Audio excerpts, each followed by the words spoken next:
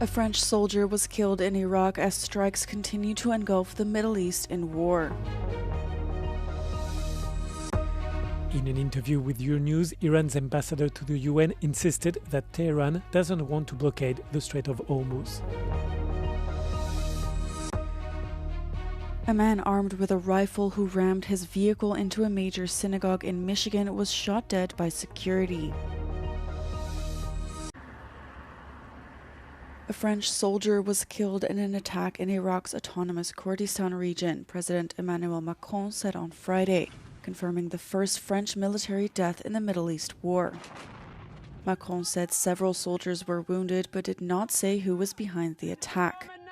Since U.S.-Israeli strikes on Iran last month engulfed the Middle East in war, multiple attacks attributed to pro-Iranian factions have targeted the region where foreign forces are based. Iranian media reported fresh explosions in the capital Tehran, while Israel also came under attack, with the conflict showing no signs of slowing despite growing economic fears and the rising death toll. Iran has also unleashed waves of drone and missile strikes against neighboring states hosting U.S. military assets, including Saudi Arabia, whose defense ministry said Friday its forces had intercepted a total of 28 drones. Retaliatory Iranian missile strikes and drone attacks have brought shipping through the Strait of Hormuz to a halt as Iran vowed to disrupt global energy markets in response to the U.S. and Israeli strikes.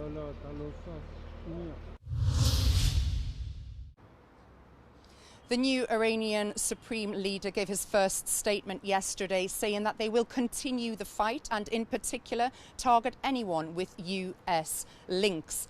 This comes, of course, as they continue the Iranian stranglehold on the Strait of Hormuz. That remains blocked today. Last night, President Trump issued a statement, though, saying that the military capabilities of Iran have been, quote, decimated. Now here in Dubai we're hearing a steady barrage of military jets both day and night. It is continuous.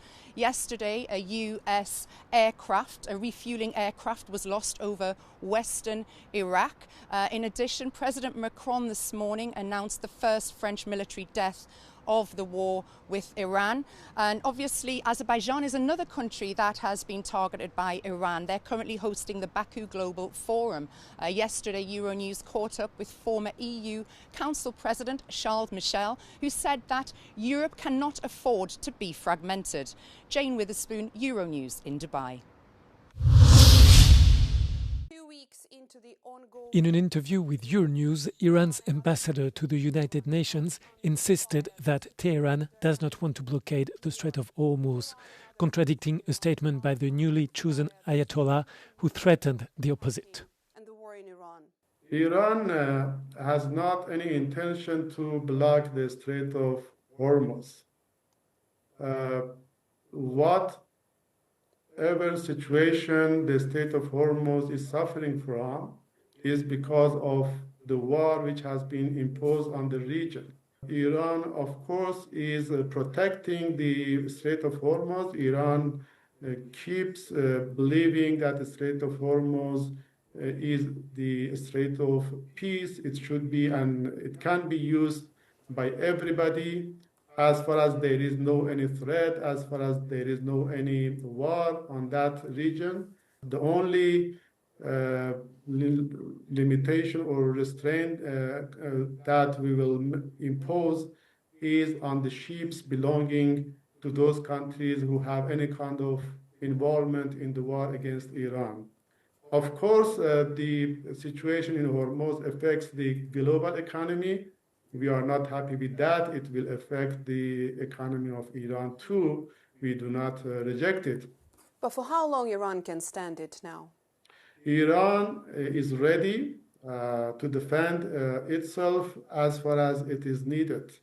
As I told you, we have been prepared for this situation. Iran, while we were negotiating, our military forces assessment was that the threat is imminent. The United States was suffering from a big miscalculation. What they had the intention to do, all of that was failed.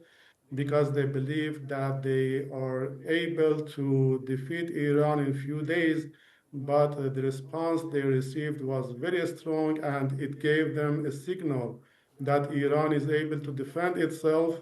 Is there a contact now between Iran and the US now, 2 weeks into the war? The basic or the necessary prerequisite for any diplomatic movement is that the United States should come to the conclusion that war is not a choice.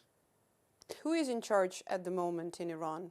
In Iran, the political system is working very efficiently, although we have lost our supreme leader, but a new leader has been elected by the Council of Experts. The election of the new leader shows that there would be a continuity in Iran, and there is no any vacuum in our country now. The focus of our discussions is going to A further escalation in the Middle East could lead to a stagflation shock for the European economy, EU Commissioner Valdis Dombrovskis told Euronews. Iranian strikes on Gulf countries coupled with the blockade of the Strait of Hormuz have rattled global energy markets, sending oil prices soaring above $100 a barrel. The economic impact of current crisis in the Middle East will, to a large extent, will depend on how long the conflict will continue, how wide it will spread. So, in a sense, if we manage to achieve a quick de-escalation, the impact may be limited. If it gets protracted and correspondingly both with disruptions for oil shipping and oil and gas production, that indeed, as you mentioned, can create a stagflationary shock for the European economy. On Wednesday, a group of 32 countries, including the United States, Germany and France, agreed an emergency release of strategic oil reserves to the tune of 400 million barrels. Dombrovskis welcomed the move, which aims to stabilize what the International Energy Agency described as challenges of unprecedented scale for the global oil market. A man armed with a rifle who rammed his vehicle into a major synagogue in Michigan was shot dead by security on Thursday. No deaths or injuries were reported other than one security officer who was hit by the vehicle but did not suffer life-threatening injuries, authorities said. The vehicle caught fire after being driven into the Temple Israel synagogue in West Bloomfield Township. Footage from the scene showed dozens of police vehicles surrounding the building. The spokesperson for the Department of Homeland Security identified the assailant as Ayman Mohammed Ghazali, who was born in Lebanon, came to Detroit in 2011 on a visa granted to spouses of U.S. citizens, and became a U.S. citizen himself in 2016. The FBI will investigate the incident as a targeted act of violence against the Jewish community, but law enforcement has not yet publicly detailed a motive. Ukrainian military drone manufacturers are opening new European divisions, with UKR Spec Systems launching a production line near the UK's Mildenhall airbase. The move aims to secure supply chains away from the constant threat of Russian strikes. Following Kiev's decision to ease its own arms export embargo, weapons are now being assembled abroad by allied nations and re-imported to the front lines.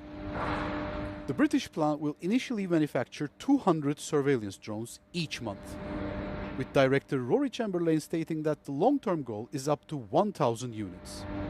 While President Volodymyr Zelensky disclosed that over 4 million drones were produced in 2025, the demand remains critical.